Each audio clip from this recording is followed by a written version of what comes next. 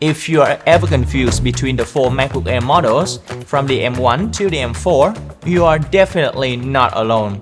As for Apple, they release their new product every now and then, but not everyone actually needs to upgrade. In fact, what you really need might just be the MacBook that came out 3 or even 4 years ago. And welcome back to ThinkView, this is NK. Now in this video, I won't say things like the M4 is the most powerful, so it's the best to buy. No, that kind of conclusion is easy to make because all I need to do maybe just show you the benchmark and then call it a day. And sure, number can be convincing. And obviously, M4 is more powerful than the M3, M3 is more powerful than the M2, and so on. And in most tests, the M4 always got the best result, even in 3D rendering. But the benchmark is just half of the stories. Instead, we are going straight to the real question. Who is each MacBook Air models really for in 2025? We will talk about real-world usage, design aspect, performance differences, power efficiency, battery life, and more. And first, let's go over some quick spec rundown to give you a big picture. The M1, M2, and M3 models all have 8-core CPU, but the Air M4 bumps that up to 10 cores as for the base model. And for the GPU, the base M1 has 7 cores, while others have 8 or even 10 cores GPU as an option. Let's start with the M1 MacBook Air. I still remember that day when we first got the M1 MacBook Air at the studio, and at that time it can already outputting 4K display. And what is even more insane is that this can editing 4K video from the Blackmagic camera that we are still using today.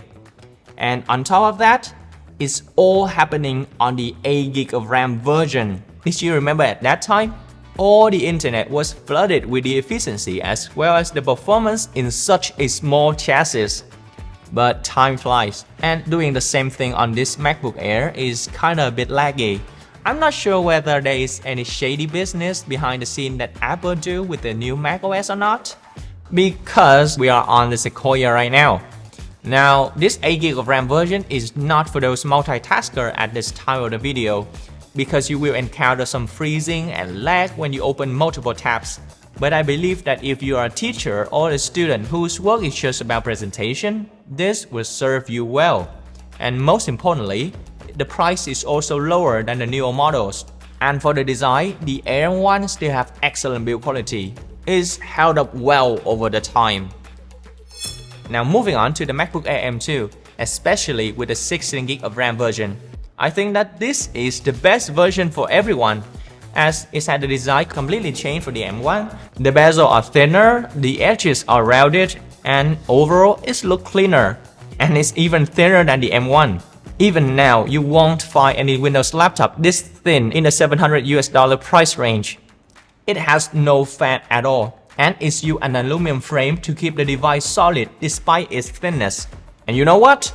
15-inch version feels even more premium. It's larger but just as thin as the 13-inch. And when you press on the center of the keyboard, there's a bit of a flex to it, but in daily usage, you won't feel it at all. And in fact, I think that the build quality of both 13-inch and 15-inch MacBook Air set a standard for all Ultrabooks nowadays. And again, 16GB of RAM on the Air M2 is the sweet spot. I think that most people don't really need the full power of the M4. If your daily work is just office tasks, then the Air M2 with 16GB of RAM is more than enough.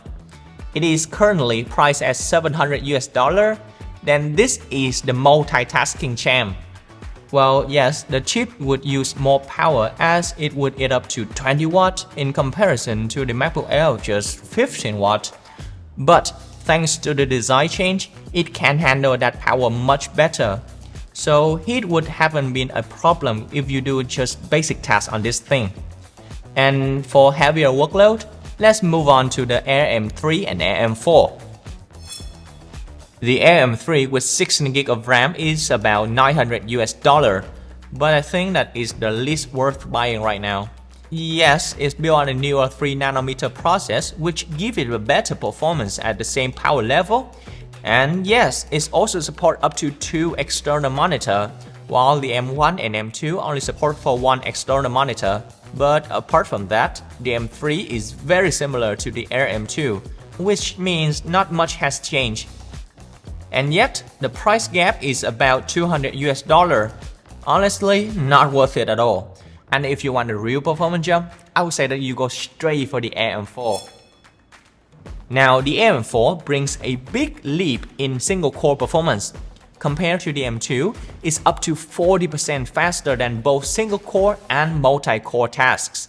That makes a clear difference in heavier workloads. For example, in Blender Preview, the M4 runs snappier while the M2 stutters, and with gaming, we tested the Assassin's Creed Shadows. And the only MacBook Air played smoothly was the M4, with a lot of stuttering in the M2 and M3. So if you do heavier tasks like graphic designing, photo editing, or video editing with more effect, then skip the M3 and go straight for the M4. It's around $1,000, not much more than the M3. Okay, by now I think that you got a good idea which MacBook suits you. But let me quickly touch on battery, speaker, and display. For the battery, because the M3 is on the 3nm process, it has a better battery life than the M2. Both M3 and M4 give about 10 hours, while the M2 gets just over 8 hours, and sometimes less than the M1. On a small note, we tested the 15-inch version of the M2 and M4, but on Apple website they stated that the battery life is the same between the 13-inch and 15-inch. And about the display, for the Air M1, the maximum brightness is 400 nits, and indeed it's kinda hard to see outdoors. As for the Air M2, it has a maximum brightness of 450 nits. The Air M3 is 495 nits, and 519 nits for the Air M4. All models have 100% sRGB and 99% of DCI-P3 in color coverage. When it comes to speakers, the M1 Air only have 2, while the M2 13-inch version and up come with 4, and 15-inch versions get 6. The difference from the M1 is pretty big. The sound feels fuller, and when you're gaming, the directional audios move from side to side and feel really immersive. The level of detail is clearly better. As for the difference between the 4-speaker versus the 6-speaker setups, honestly, it's not that noticeable. And if you're going for details between 13-inch and 15-inch model, the main difference is just the screen size. Performance and cooling are basically the same between the two. The 15-inch does give you more room to work with when you got multiple windows open, but in return, it's also larger. It's harder to fit in a backpack and take up more space on your desks. So here's the bottom line. If you are a student who's on a tight budget and you don't need to do multitasking that much, go for the Air M1, especially if you got a great deal or a good offer. But if you want more multitasking power, especially you are into the more modern design, go for the Air M2, especially for the 16GB of RAM version, because that would be the best performance for the price. And don't jump to the M4 unless you really need that extra performance, such as you are doing job like big project designing or basic video editing. Then the M4 would really help you to save a lot of time. It's way more powerful. And that's my experiences with all the MacBook Air from the M1 to the M4. What is your favorite one? Let me know in the comment section, okay? And don't forget to hit the subscribe button so you won't miss any upcoming videos about the latest tech and especially the Air M4 versus the Pro M4. Now, I'm NK, thanks for watching and see you guys next time.